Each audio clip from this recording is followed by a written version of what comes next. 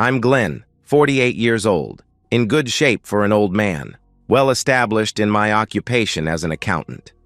I know, accountants are known for being boring. I have to admit, I'm not the most adventurous of humans. I don't go mountain climbing, hunting sharks, or jumping out of perfectly good airplanes, but I also don't go out drinking with the boys every night picking up attractive women, or golf all weekend long leaving my loving wife home by herself. Overall, I'm a good solid husband who has been faithful to my sweet wife for almost 25 years. My wife is Amy. She's 47 and in great shape from working out twice a week.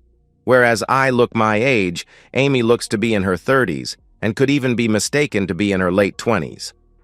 We went into a restaurant one time, and the waitress asked us what I and my daughter would like to drink. We didn't correct her and decided to have some fun with the whole thing. So all throughout the meal, my wife and I would passionately kiss each other and run our hands up and down each other's thighs. I even reached over and cupped one of my wife's breasts while I was kissing her. The server's eyes were huge all night long as she kept watching us and whispering with all the other servers and pointing at us. The server nearly threw our bill at us and said, "That's the most disgusting thing I've ever seen." We left her a nice big tip, and as we walked out of the restaurant, we just smiled at her and Amy showed her the big wedding ring on her finger.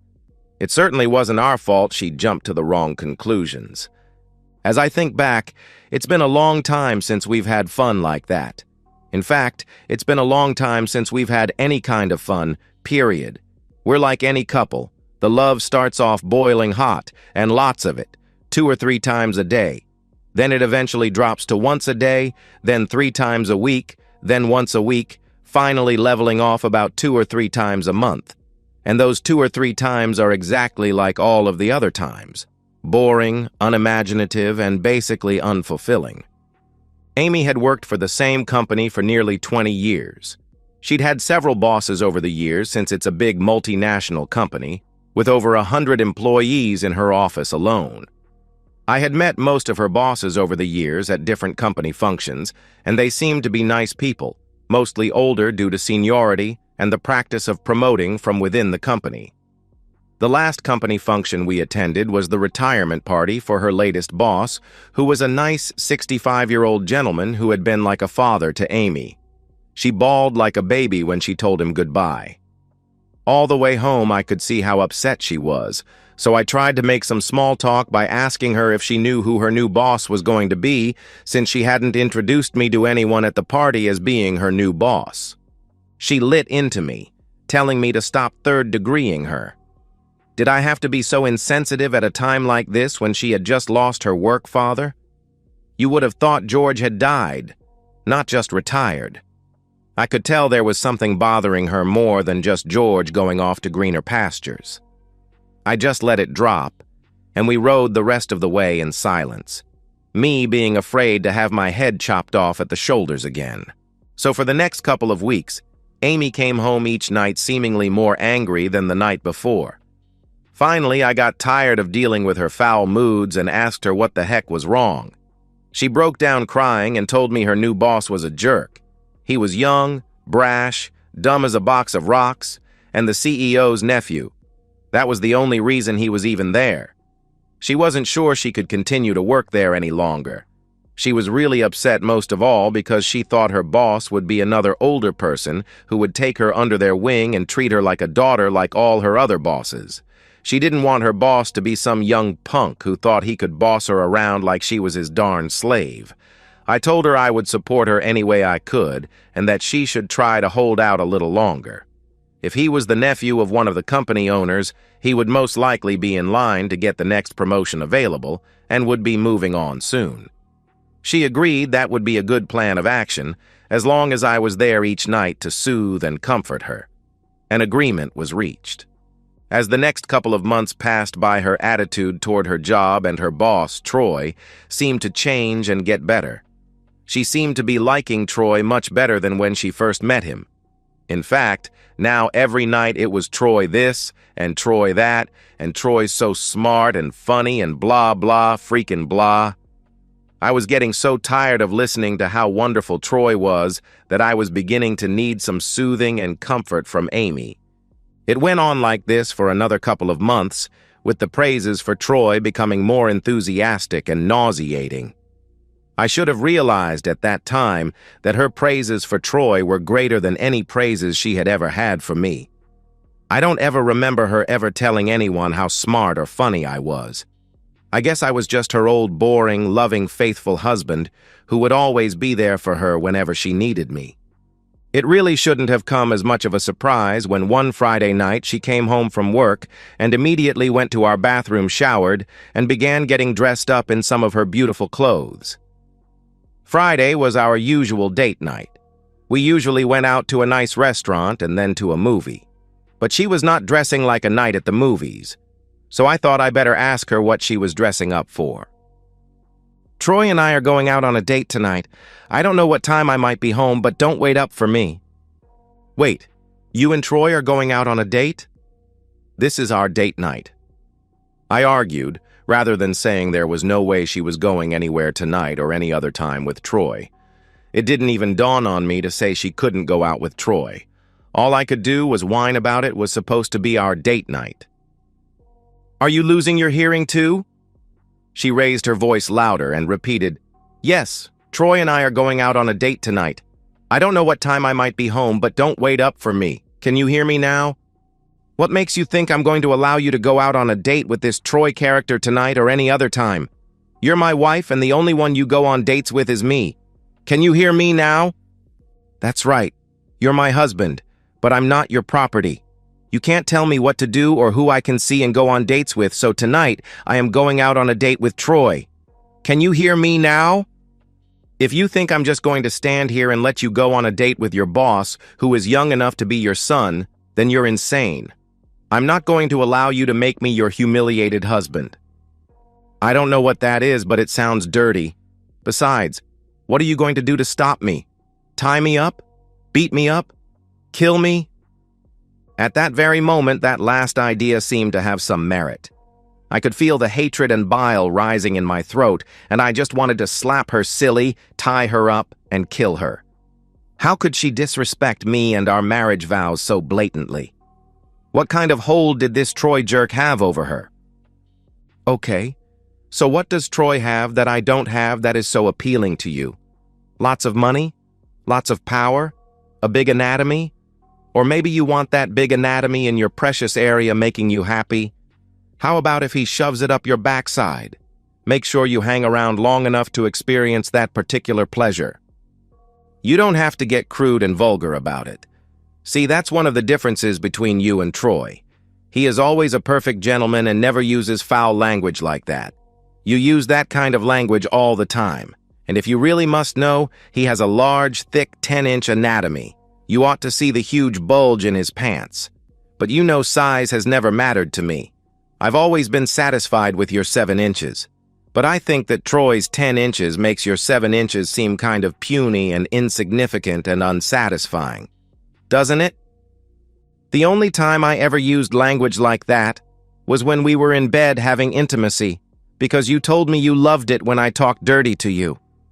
I have always been a gentleman and shown you the respect you used to deserve. Well, you just need to learn to deal with this because I'm going no matter what you want or say. We'll just see how the night goes, and if it goes like I expect it to, I won't be home until tomorrow afternoon. I'll text you to let you know how the night is progressing and that I'm safe and being well cared for. What do you mean? You're going to see how the night goes, and if it goes like you expect it to, you won't be coming home, I asked. Well, at dinner we'll get to know each other a little better, and if it seems like Troy is on the same intellectual level as I am, then we'll move on to bigger and better things, if you know what I mean. Oh, I don't think there's any doubt that you and Troy are on the same intellectual level, I said as sarcastically as I possibly could. Oh, well, thank you, sweetheart. That's nice of you to say. Where did you ever get the idea that I would be okay with any of this nonsense? I questioned. Janie and Sharon work with me in the same department. We get together every day for coffee and sometimes a drink after work. They told me they had each gone out with Troy and they had told their husbands about it, just like I'm telling you, and their husbands were fine with the whole arrangement. They're the ones who told me about Troy's big anatomy and how good it felt. I know Janie and Sharon's husbands, and I can't believe either of those guys could possibly know about this and be all right with it. So, are you calling Janie and Sharon liars? She asked. Yes, I am. Maybe while you're gone, I'll give those two guys a call and they can explain to me how I should be all right with all of this Troy stuff. You know, like how they're all right with it.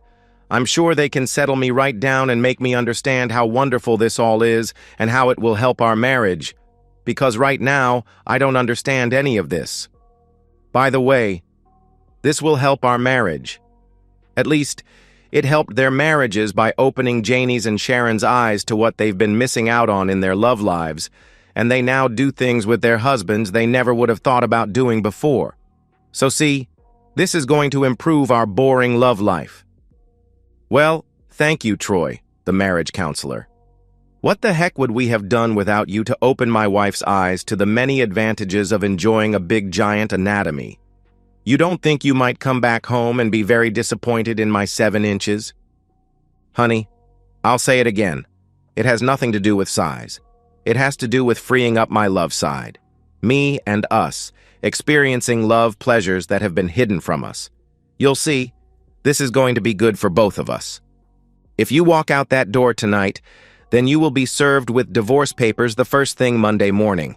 In fact, as soon as that door shuts with you on the other side of it, I'll be calling Sid immediately and asking him to draw up the papers yet tonight. I may even have him serve you tonight at your dinner with Troy or at your hotel. Do you know where you're going to be with him tonight so my process server doesn't have to waste time hunting you down? Perhaps you could write down your itinerary for me before you leave. I guess I'll see you tomorrow afternoon otherwise. Come on, Glenn. You know you won't divorce me. You love me too much to divorce me over just one little date with my boss. You would be lost without me. And besides, this is just one date to have intimacy with Troy. I don't love him and never will. I love you. Always have and always will. It's just intimacy. It's no big deal in the overall scheme of things. Just one night in all the thousands of nights we've been together and will be together. You can't just share me for one night after all those other nights you've had me all to yourself and all the nights we'll have together in the future. You're the most selfish man I've ever known. I walked out of the room and dug out Sid's card and laid it by the phone so she would be sure and see it as she walked out. I also wrote down Janie's and Sharon's husbands' names and phone numbers boldly so she wouldn't miss them. She came into the kitchen all dolled up and smelling like a 2-bit disloyal woman. Or maybe I should say a 2-bit floozy, since she's too darn stupid to charge for it and is just giving it away for free.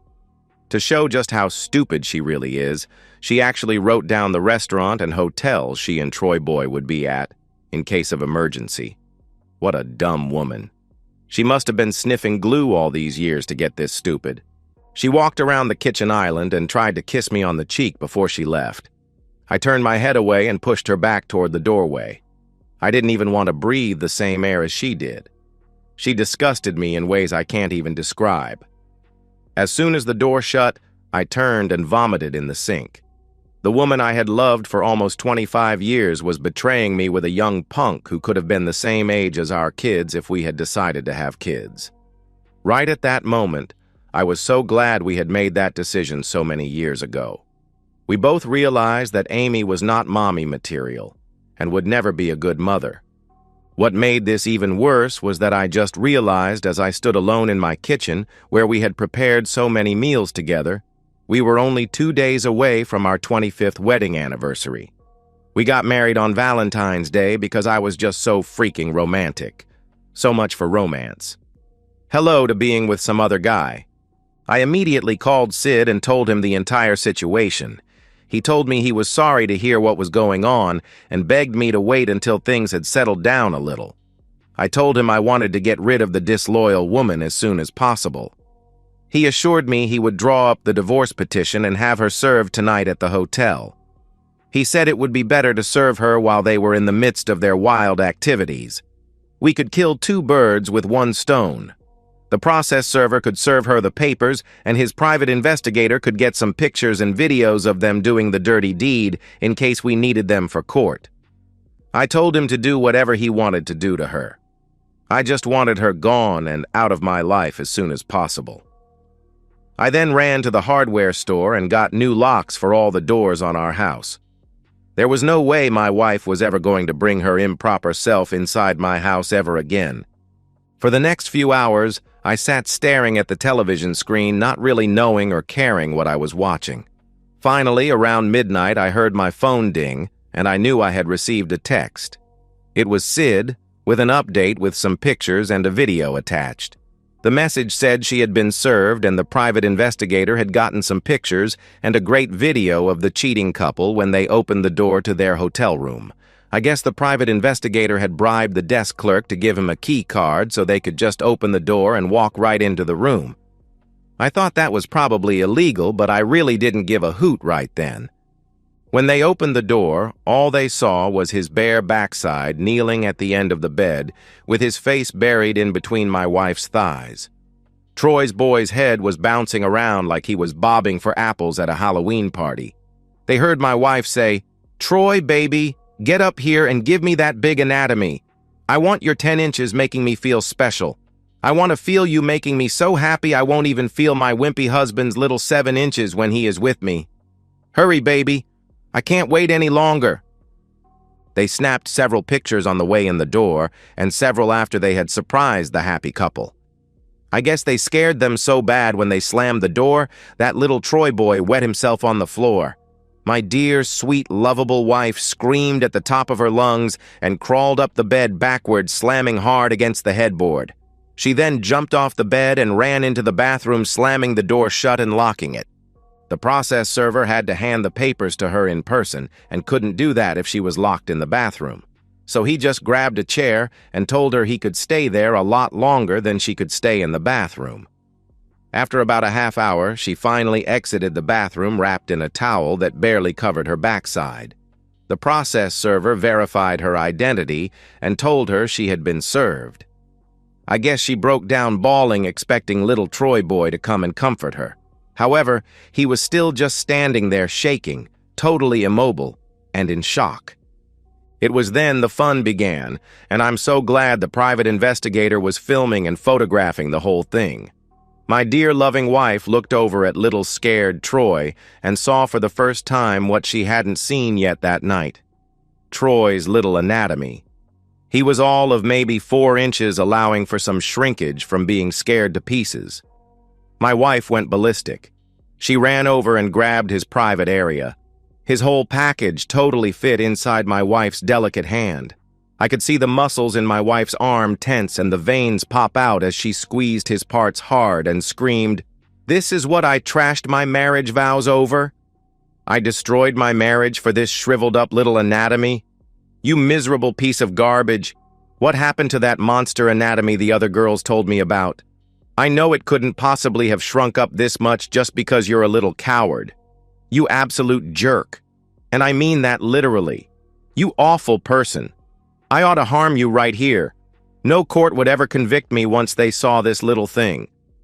It was actually hard to hear what Amy was screaming since the little jerk's screams of pain were so loud. Baby Troy let out a screech like a little schoolgirl on the playground. Just watching made me cringe with empathy. No man wants to see some guy, even Troy boy, get his package put in a vice like that. But I have to admit my empathy lasted only a couple of seconds. She then began beating on him, knocking him to the floor where she began kicking him in the private area as hard as she could. He rolled up into the fetal position and began crying like the little spoiled baby he was. My investigator just kept recording and didn't try to intervene. He just let her go after little baby Troy, kicking and hitting him with a ferocity I'd never seen in my sweet, gentle wife.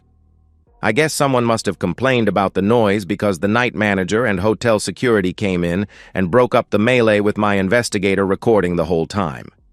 They asked my investigator to leave and told him they wanted a copy of his recording to make sure the hotel's liability was covered and they wouldn't get sued. As I watched the video, I couldn't believe how much I was enjoying it. I had projected it up onto my 65-inch screen in the living room so I wouldn't miss anything. It actually had to be that large so you could see Troy's little part. The thing I did notice was that right at the end of the bed where this fellow was kneeling while being inappropriate with my wife was a pair of tighty-whitey underwear with a couple of bright green socks rolled up inside of them. The idiot had stuffed his underwear with a pair of socks to give himself a large bulge in his pants. I nearly wet myself when I figured out what he'd done. I couldn't wait to watch this with Amy. No, don't even think I was going to pass up the chance to make her watch every second of this recording if she ever made it home. As I was in my third screening of this most enjoyable movie, I got a call from the police station. It seems they had arrested Amy for assault, and she needed me to come to the police station and bail her out. As I remember, people in her position only get one phone call. I bet she was upset when I hung up on her, wasting her one link to the outside world. I think that meant she was going to have to spend the rest of the night in jail. That was a real bummer for her, I bet. About noon the next day, I saw Amy's sister Julie's car pull into the driveway. She came storming to the door and pounded on it so hard that I thought she was going to knock it off the hinges. When I opened the door, she came barging through, shoving me aside while calling me every inappropriate name in the book. She informed me that I was the lowest person on the face of the earth for abandoning her wonderful innocent sister in her dire time of need. She said she was just there to pack up some of Amy's clothes because she would be staying with her until Amy could hire a lawyer to sue my backside off. I wasn't quite sure what the grounds for her lawsuit were going to be, but I guess I would find out soon enough. Or at least, Sid would find out. As Julie was storming back out the door carrying a couple of suitcases, I yelled after her, "Did she tell you she was caught being inappropriate with her boss at the hotel and she got arrested for assaulting him when she found out his anatomy was only 4 inches long? You might want to ask her about it. It makes for a good story and an even better movie. I'll send you a copy. Be sure and project it on a bigger screen or you might not be able to see his little part." She stopped and looked through the car window at Amy, who was sitting there sobbing into her hands. Then she turned around and looked at me. She made a rude gesture before she threw the suitcases in the back seat and climbed behind the wheel. By the time she got home, she had received a very interesting text with some pictures and a great video attached. But the fun had only just begun.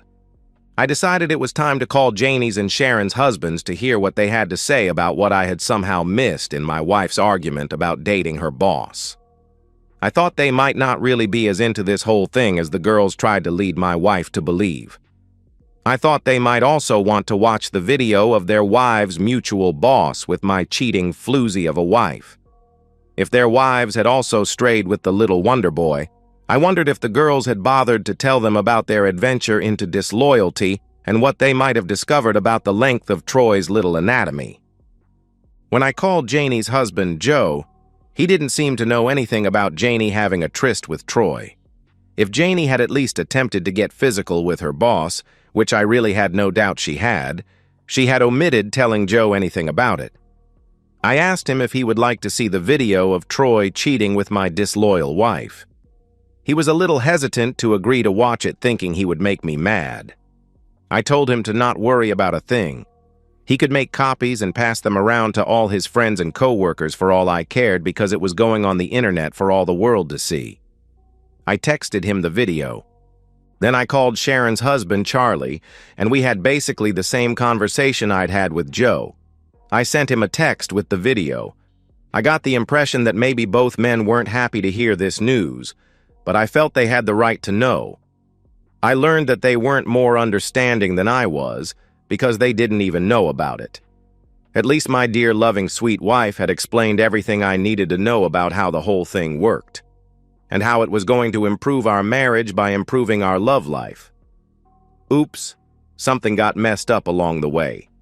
It ended our marriage and our love life, but now that I look back at it, maybe it actually did improve my marriage by exposing my wife as a lying, cheating floozy so I could dump her disloyal, worthless self and would eventually improve my love life when I found another woman to have love with who wasn't a lying, cheating floozy, if there are even any of those left in this messed up world. Sid notified me on Monday that Amy had refused to sign the divorce papers because she didn't want a divorce and wanted to try to reconcile. She claimed there had been no cheating because there had been no sexual intercourse.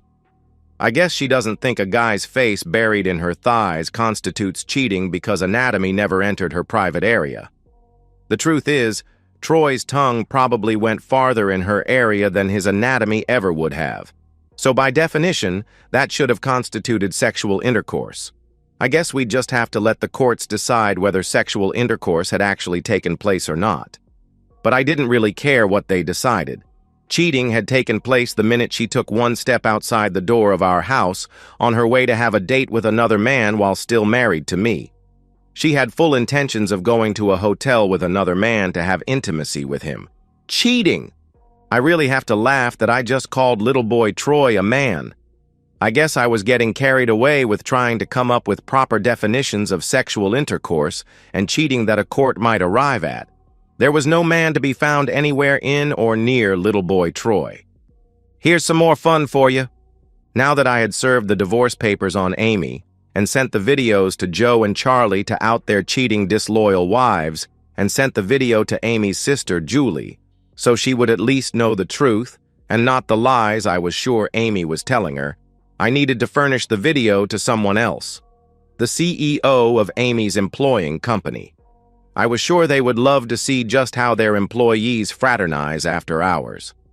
Oh, and I, of course, did post the video online anonymously, but making sure the names of the two stars of the video were prominently displayed on the screen.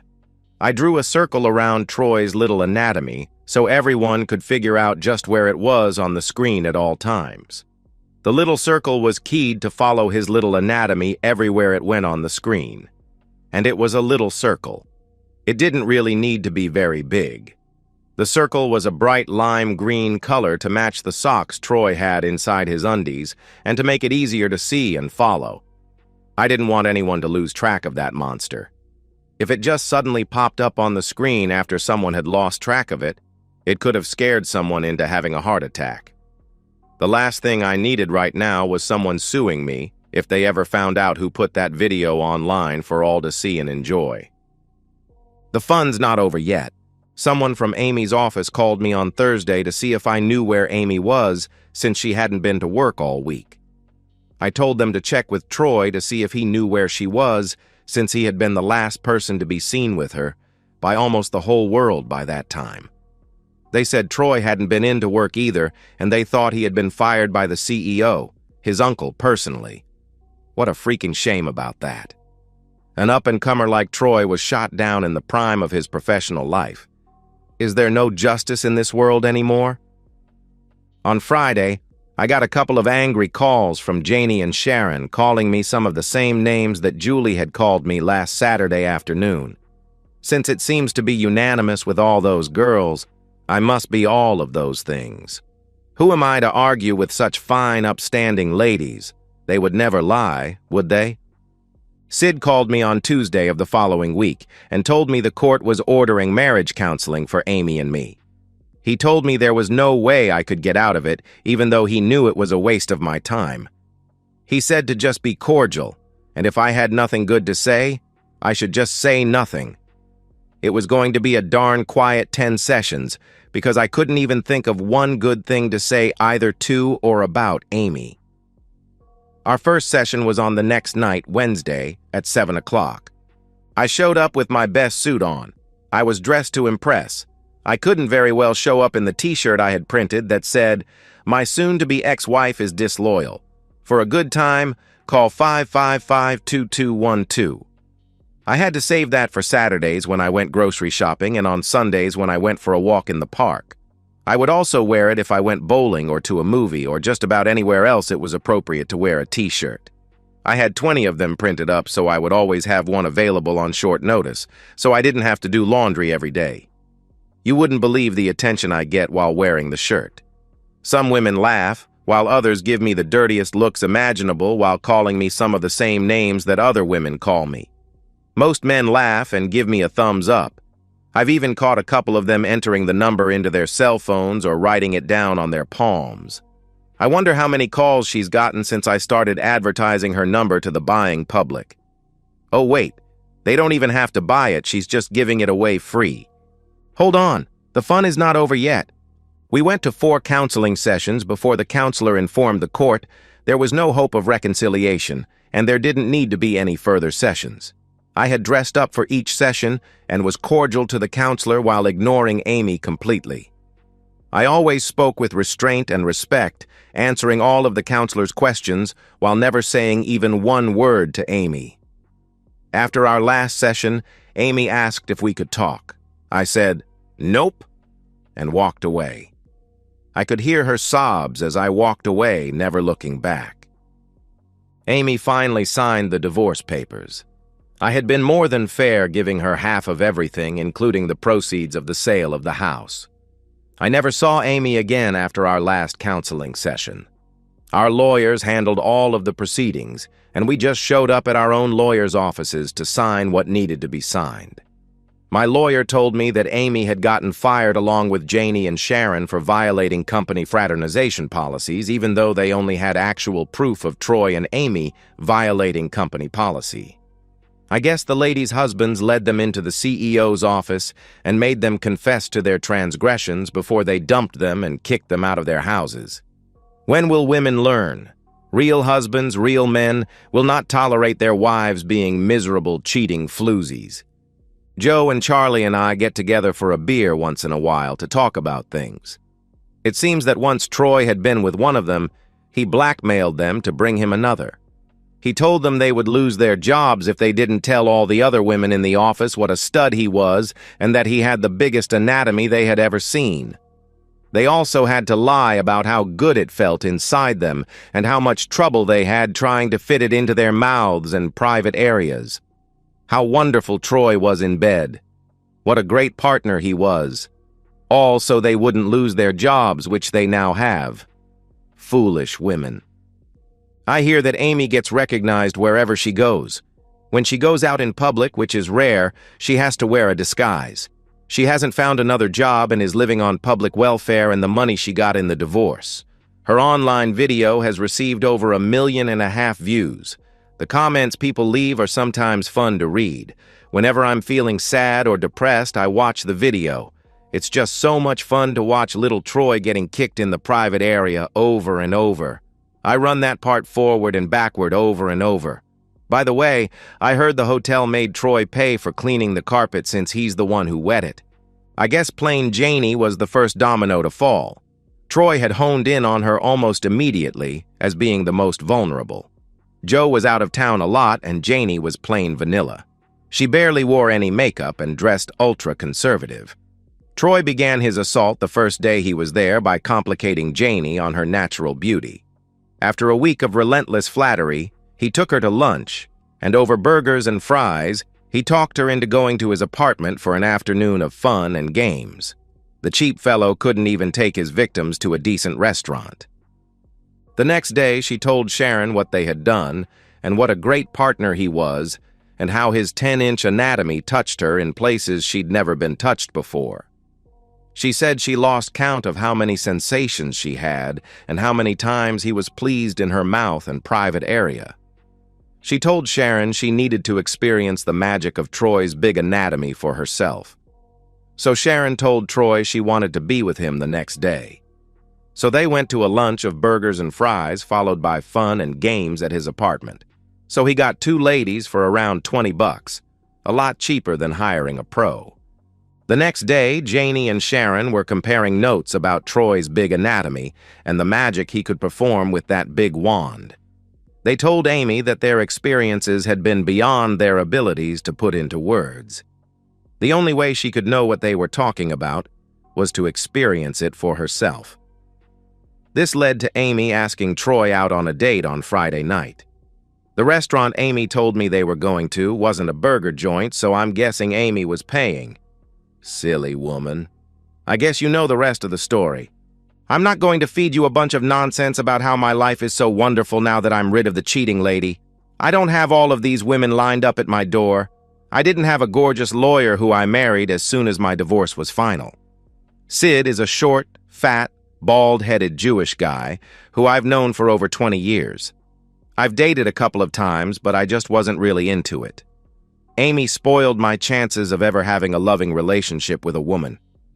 Whenever I look at a woman now, all I see is a potential lying, cheating, disloyal person that will eventually rip my heart out of my chest and stomp on it. It just seems that all women are out there looking for that bigger anatomy, because no matter what they have at home, it's just never enough. I have a solemn pledge to myself. I will never be with a married woman. I don't want to ever put another man through what I've gone through. So I have a way of weeding out the suspected married women who approach me in the bars with their little black, inappropriate dresses on. I just simply ask them a straightforward question. So what does your husband think about you being here trying to pick up a man to be with you? If they hesitate for even just a couple of seconds or stumble over some kind of answer, I just say to them, "Go home to your husband, you disloyal woman. Tell him you love him, and thank your lucky stars you have him and that he hasn't caught you yet and thrown your cheating back out of the house. You make me sick." Thank you, Amy, for messing up both our lives until the day we die, you miserable woman. And that's the end of today's story. If you enjoyed it, please give this video a thumbs up and drop a comment below. Your support helps the algorithm push my content further. If you're new to the channel, don't forget to hit that subscribe button. It really helps me keep creating more stories for you. Thanks for watching, and I'll see you in the next one.